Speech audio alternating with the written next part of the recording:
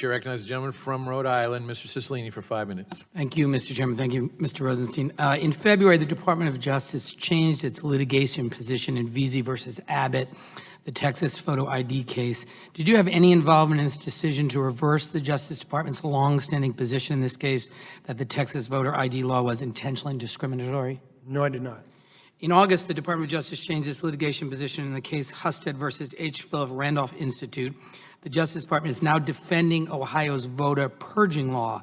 Were you involved in the decision to change this litigation position and now side with the voter purging law? I was at the department at that time, but I don't believe I had any involvement in the decision. And were you involved in the Justice Department's decision to file an amicus brief in Masterpiece Cake Shop versus Colorado Civil Rights Commission on behalf of the baker who seeks to deny baking wedding cakes to same-sex couples? Now, that decision was made by our Inspector General, our Solicitor General. You described the special counsel as a heroic figure who served his country, a career prosecutor, someone who was confirmed unanimously as FBI director, someone of extraordinary reputation, service, and patriotism. I take it your judgment on Mr. Mueller has not changed today. Correct. And you would not have appointed a special counsel or appointed Mr. Mueller if you thought he was going to engage in a witch hunt, correct? Correct. And so it's you then would disagree with the president's labeling of the special counsel's investigation as a witch hunt, I assume. I don't know exactly what the president meant by that, Congressman. The special counsel's investigation is not a witch hunt. Well, it's not a witch hunt. The president said it is. You disagree. I mean, you're supposed to be independent. You can answer a question contrasting the president. You disagree it's a witch hunt. The president's wrong, correct? I do not know what the president meant by that, Congressman. Okay. I can only answer for myself. Do you believe that the repeated attacks on the credibility of special counsel Mueller, whether by conservative pundits on TV or by my colleagues here in Congress, threatens to undermine the credibility of the independent investigation? The independence and integrity of the investigation is not going to be affected by anything that anybody says. You delivered remarks on October 25th before the U.S. Chamber of Commerce, and I quote, you said, if we permit the rule of law to erode when it does not directly harm our personal interests, the erosion may eventually consume us as well. The rule of law is not self-executing. If it collapses, if the people lose faith in the rule of law, then everyone will suffer, end quote. In the context of the president's attacks, the American people are really witnessing an unprecedented attack on our democratic institutions by this president. First, diminishing the seriousness of the investigation which is underway about Vladimir Putin's interference on our elections, attacks on the judiciary, attacks on the free press. The one institution which continues to enjoy broad public support and remains key to protecting the rule of law is the Federal Bureau of Investigation and the Department of Justice. America is counting on your integrity and your commitment to protecting the independence of the special counsel to reaffirm our commitment to the rule of law. And so when you said just a moment ago that you don't have an opinion about a loyalty oath from the president being asked of people, it might be useful to remind you, sir, that members of the Department of Justice take an oath to the Constitution.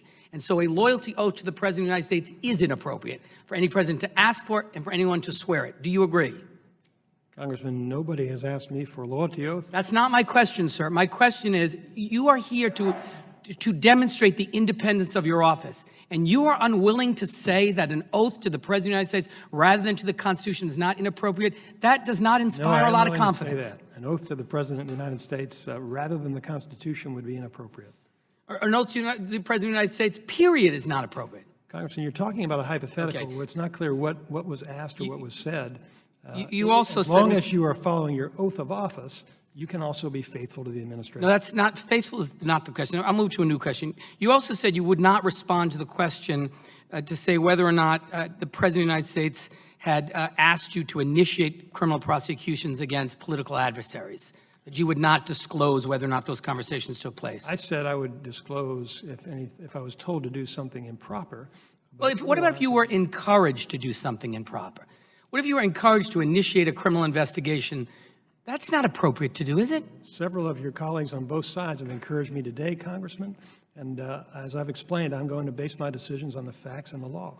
I understand that, Mr. Rosenstein, but the action of a president to encourage you to initiate a criminal prosecution, separate apart what you will do with that, that very action is not appropriate. You're free to make that Well, judgment. I'm asking you in your judgment. Isn't that inappropriate? My judgment is it would be inappropriate for somebody to order me to do something. But it wouldn't be inappropriate for your supervisor, the person you serve, the president of the United States, to tell you or suggest you or encourage you to initiate a criminal prosecution against a political adversary? Congressman, I think I've been very clear about this, that nobody is giving me I'll just any end with this improper orders. I'll just end with this, Mr. Deputy Attorney General.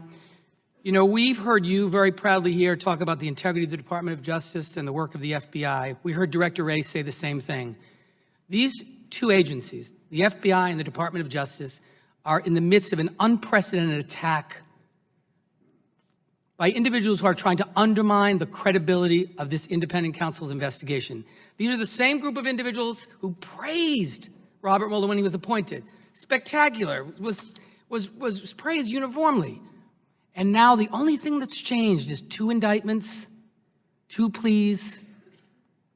Michael Flynn, part of the president's inner circle now, cooperating with the government. That's the only thing that's changed. We need to hear your voice defending the integrity of this department, rule of law, the independence of this investigation, because the very future of our democracy is at stake if you fail to do that. And so I urge you to do so, and with that, I yield back.